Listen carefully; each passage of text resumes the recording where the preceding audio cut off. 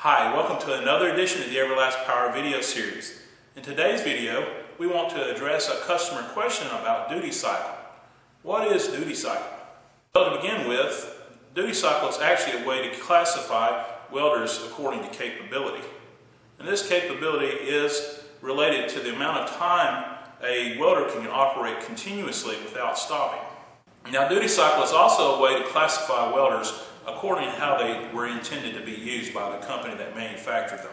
For example, a low duty cycle would indicate that it's supposed to be for a homeowner use only.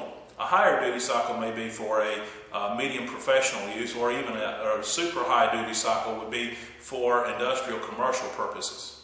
Now, it doesn't mean one can't be used in one place or the other, but it's designed for actually telling the customer what kind of limits you can expect out of the welder as far as daily use. Well, let's dig a little deeper into duty cycle at this point and take a look at what it really is and how they break down into typical duty cycle levels. Close-up of the back panel of our PowerArc 300. This is the specification list.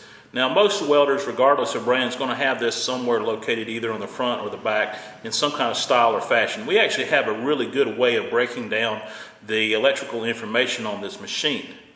Now, what duty cycle is, you're going to see a percent rating here. Now, this is your duty cycle rating at a particular amp level. Now, what we have here is a 300 amp machine, and this unit has a 60% duty cycle at 300 amps. Now, what does that 60% mean? That 60% means that that's the amount of time given out of 10 minutes that you can operate. So that's 60%. So 60% of 10 minutes would be 6 minutes.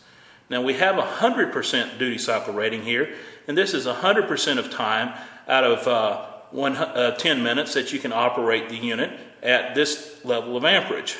Now, we rate our units at 40 degrees Celsius. That's the standard used in the United States. Now, in other countries, they also adjust the temperature rating and the time rating. Typically, the time rating judged to be the percentage of duty cycle is at 5 minutes. So everything is rated at a duty cycle out of 5 minutes. Now, one thing about duty cycle you're going to need to know is this is 100% at 10 minutes. It doesn't guarantee you can operate this machine at 240 amps non-stop, but it guarantees that you can operate it for a consistent 10 minutes before you have any trouble. Now, 60% historically has been the gold standard for rating a unit at an industrial duty cycle. Nowadays, you're going to find a lot of welders, including some of ours, that are rated for 35, and yes, you'll even find a few that are rated for 15% at maximum duty cycle. There are a number of ways that companies play with duty cycle. We try to rate ours at full rated amperage. You're going to find some companies that will actually play with the duty cycle. They'll tell you it has a 60% duty cycle, but it's less than the full amperage capability of the machine. They do that primarily for marketing and to tell you what the unit's primarily intended to weld at. Now, you're going to find some machines that are rated for, let's say, 200 amps, and if you look at the fine print, it'll say maybe 40% duty cycle at 150 amps, and then it'll be a 15 or 20% duty cycle at maximum amps. They don't ever tell you that unless you look at the fine print. On ours, we actually put the maximum amperage and the duty cycle, and that's how we do it. Now, like I said, the other companies have changed this somewhat, and you're going to find nowadays that some of the companies will actually tell you that a duty cycle of 35% is a professional industrial duty cycle. Historically, that's not been the case. A lot of that is related to marketing and trying to sell a smaller product to a bigger customer. How does the machine keep up with duty cycle? If you're starting and stopping, etc., you can't keep up with the time. The machine isn't designed to keep up with the time. There's no clock on the inside of the machine that will actually tell the machine, hey, this unit has welded over its duty cycle. We actually limit these machines, and all the people in the industry that I know of actually limit their machine with a thermal regulator. So in other words, the duty cycle is actually tied to a particular threshold temperature that the internal components of the machine reach before the power is interrupted to the machine. As I said, on our units, we have an internal sensor that monitors the temperature of the components, and when that threshold temperature has been reached, it'll interrupt the welding. Now, this light will also come on and indicate a duty cycle has been reached. Since this is a temperature related duty cycle, having a cooler temperatures outdoors or indoors, air circulation around the unit and all that can affect the actual duty cycle of the unit. Now we squeezed in for a close-up of the back panel of our iMig 160. Now we've got a duty cycle of 35% on this unit at 135 amps. Now this is one of the cases where the maximum duty cycle of the unit does not necessarily coincide with the maximum amperage. In MIGs, you're going to find this across the industry.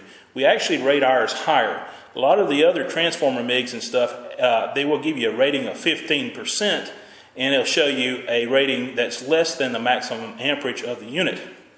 Now, when you actually get to the maximum amperage of the unit, you may actually find that you only have about a 5% duty cycle. Now, with a MIG, they typically try to give you a duty cycle rating where they think you'll be using it the most.